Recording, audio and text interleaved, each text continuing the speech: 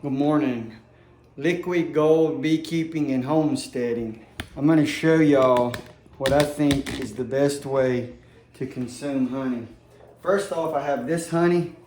It does have some beeswax in it, but this in the middle is runny honey. Like you get it in the grocery store and like the regular person thinks they're supposed to eat it. And it's just red honey, meaning it has different flavors mixed in. Let's see here. This right here is the same thing. The bottom is crystallized. The middle is runny. I'm going to show y'all. People have been messing with my counter. This right here is clover honey and it's crystallized. This right here is clover honey and I'm calling this fermented. I'll let somebody in the comments who knows more about fermenting than me comment if this is fermented, but I know honey does ferment. And let's open them up. See what I can do here. That's no good. And I don't know how long it takes it, but this is supposed to be my oldest jar. I got it last summer, so it's a year old. It's crystallized, as you can see, but it's still runny. And this right here is fermented. I'm calling fermented, and it's not runny. So I got my, let's see here. I got my organic coffee, supposedly fermented honey. This fermented honey right here, though, you can ever try it, tastes better. It tastes more sugary than the other honey, and the taste lasts longer. I got a little bit of beeswax in there.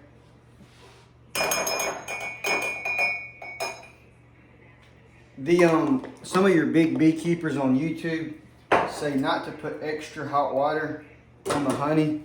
They say it dissolves the pollen too quick and you don't get the anti-allergenic effect. But I really don't have allergies. Very mild allergies that I have. And I'm only sensitive to like weird things. So I'm good on that. But I would have poured cooler water, but I lost my cell phone this morning. So I guess we're gonna do two subjects at one time. If I can find my iron skillet. I've been wanting to do this video for 3 or 4 months, and I was kind of waiting until I could get some dandelion. Because I was trying to make this local, but that looks like that's not gonna happen. Give me just 1 second.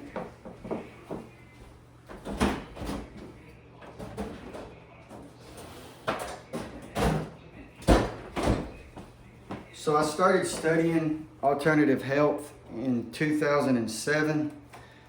And then I found Dr. Joel Wallich. I think y'all have heard me talk about him before on here. I found him around 2017 on Super Talk. But I came up with this breakfast just by studying different doctors. So I got my spinach right here. I make a bowl or a plate, a bowl plate. I got the spinach for Dr. Sebi. I'll put that on the bottom. I got the mushrooms for Dr. Gunderson. Dr. Gunderson was going viral on YouTube about a year or 2 ago. He's the heart doctor and had a heart patient that made a miraculous recovery through nutrition. And so then he started studying and he sells all his supplements on like QVC and YouTube commercials. But I think those commercials have kind of died down now. But he's from Arkansas, I believe, heart surgeon Gunderson, like Gunderson. Might pull it up, that should be close. If you can forage for the mushrooms, that's cool, but I don't know enough about them. And I think if you live like in the mountains or if you have like a national park next to your house, it's easier to get the mushrooms. But also, so going back to here, sorry about getting out of order. The spinach is not hybrid. Supposedly it's a complete plant according to Dr. Sebi, and it has a bunch of nutrients for one leaf. This right here, Dr. Gunderson said, is linked to preventing diseases like dementia, Alzheimer's, Parkinson's, all that. It's a brain booster. Plus, you already know how good the mushroom is. I just saute it. And then I got the onion. According to the recent stuff I've been seeing on YouTube, and I talked to one fella from South Mississippi who forages, he said the red onion is good. And he was telling me that the red onion is supposed to help get the spiked protein out of you. So if you've taken the vaccine, or if somebody who took the vaccine shed it on you, or if you had COVID or somebody had it around you, the onion is supposed to help your body a detox from all that junk, according to him. And another thing is, now that I am in the summertime, I throw one of these peppers in there. I don't put much because these peppers are hot, and my taste buds cannot handle hot like people who live in Louisiana and Mexico. I can't eat what they eat, but I can eat a little bit. I can eat like a jalapeno and that's it. But I'll put these two in there, and try to put this is a grocery store tomato, but this is the first one I've had in 3 months because we have a garden to the side. And then I put some peppers from the garden in there. I didn't mean to make this video run so long, and just trying to give y'all some ideas. Oh, almost forgot. Then I do 4 eggs in there for Dr. Wallich. I know I mentioned Dr. Wallich at the first, then I forgot about him. Dr. Wallich emphasizes the importance of cholesterol. Cholesterol is not really bad for you, especially if it's this type of cholesterol. Cholesterol your ancestors ate, cholesterol that your body can digest. It's not bad for you, not gonna hurt you.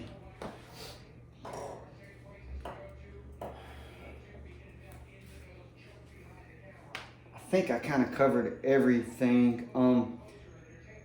I think everybody on here should know Dr. Sebi. When he recommended the spinach, he went really viral when he ended up dying. But Dr. Wallich did research on some zoos, and he did like a National Institute of Health or a National Academy of Sciences research, and he discovered on gorillas, or on, I think gorillas at the Cincinnati Zoo, they were dying, and by him looking at just, I guess, hundreds or thousands of autopsies, he kind of discovered that they were cholesterol deficient, basically. And you can look him up, and he explains that better than me, and I hope I didn't get that wrong.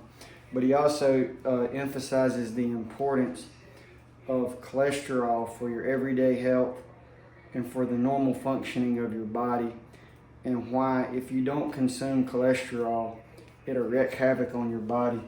And I want to say this, maybe you think this breakfast is too much. It does take you about 15 or 20 minutes to cook it. And maybe you think it's too much. Well, maybe you can make it once a week, like on Sunday or Saturday morning.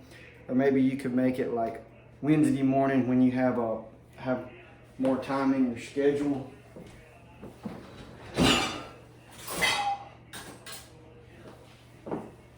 And I just go ahead and show you, really kind of easy. Once you get the hang of it, y'all can probably make it easier than me. And one other thing while I'm talking is, if you're working, like if you're logging, construction work, you're gonna have to throw more. This is not enough calories for 6 hours of hard labor, unless you're just like my size or smaller. So I'm like right around 160, 180, depending on, my weight goes up and down depending on how much I eat. But if you're any heavier than me, you're gonna need way more than this. So you can up your eggs, or you can maybe add hash browns to it without spiking your blood. You might could add avocados or bananas, something like that, to get you, if you're doing the intermittent fasting and you want to go 6 hours of hard manual labor or weightlifting, I don't think this is enough for you. But if you're anywhere below my size or close to my size, and you're doing like office work and you can eat a snack, this will probably get you through it. And like I said, if you're on Sunday, you're going to church, this will get you through church to lunch. And like I said, this right here, detox, brain benefits with the mushrooms, speed up your metabolism with the peppers. And it's gonna make you feel better. You know, if you go to the donut shop and you eat a bunch of donuts, the donuts taste delicious. I don't think anybody'd argue with that, but it crashes you, it brings you down, especially if you're old and you're not young. It's gonna make you feel bad.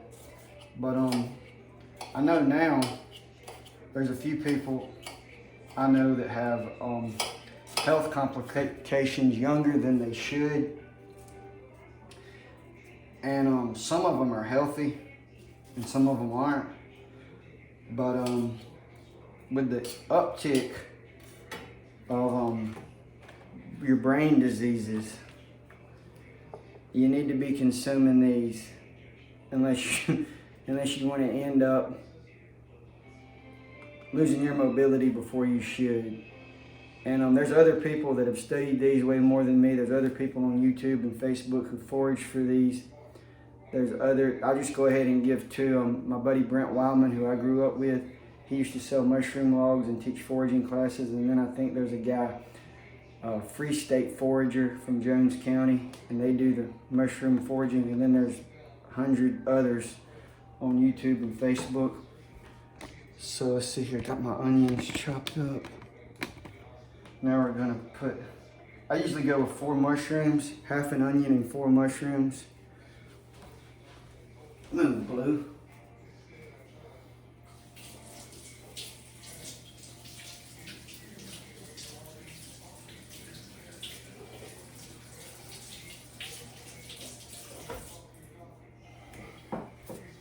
While I'm doing these mushrooms, I'll just tell you, I come across a guy who was, what kind of a doctor was he?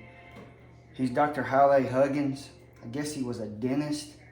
But then he went back and got he got some degree in immunology. Immunology. I think it was a master's degree. It could have been a PhD. He went back and got that degree. And then he talked about the problems with dentistry.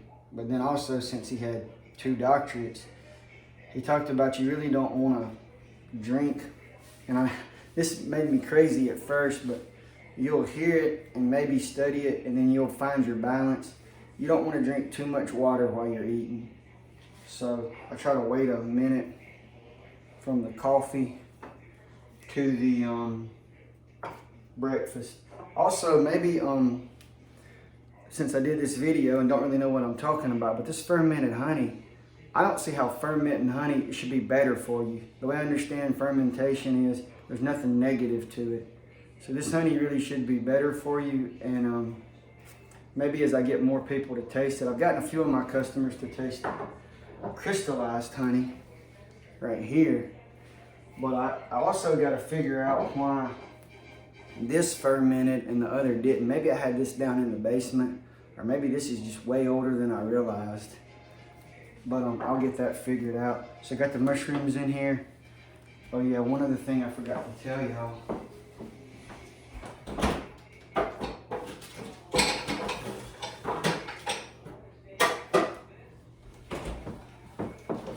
I'm bringing in the butter.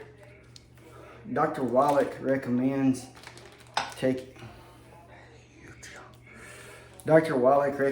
taking in a stick of butter a day. I don't do that, but I do cook with it. Sometimes I'll put a little extra on top of my eggs. The only downfall is this is grocery store butter. It's isn't butter straight from the dairy. So I think this butter comes from like pasteurized milk, which is not perfect, but it's better than nothing. And the only thing, butter is not the best because sometimes your food sticks. It just burns up quick. But the only thing that I would recommend off of studying these doctors is beef tallow. It's like rendered beef, maybe rendered pork if you can get it grass-fed. Those would be the only 2 things that I would recommend using in your breakfast.